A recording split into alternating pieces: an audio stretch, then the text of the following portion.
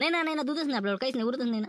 काय उरत नाही, उरत नाही म्हणता राजा. 10-12 लिटर दूध एका दिवस एका मसाडीचं, मग काय उरतच नाही. 12 पंचे 60, म्हणजे किती, 600 रुपये रोज पडू राहिला ना. 37-18 हजार रुपये पडू राहिले दुधाचे. काय सस्ता आहे का, पूर्ण नाही राहत काय झालं. बरं मी काय म्हणलं, जाऊ द्या ना, तुम्ही लावा ना कोणाची इकडे लावा ना बा.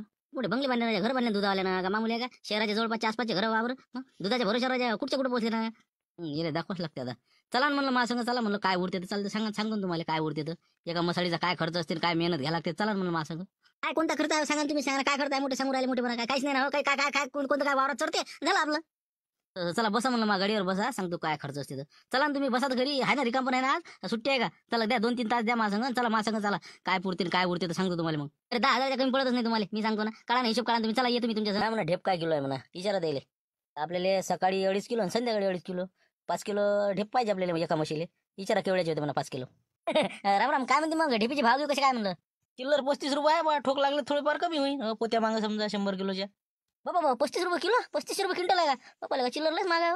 बाबा 5 किलो झालं का 175 होऊ राहिली बा. आता समजा काही म्हशी 12-13 लिटर देते, म्हणजे ते मीडियम वाल्या म्हशी, हो, तर ते 80,000 आणि त्याच्यापेक्षा जर जास्त वाजत देणारे दूध आहे तर ते 1 लाखाच्या वर जाते.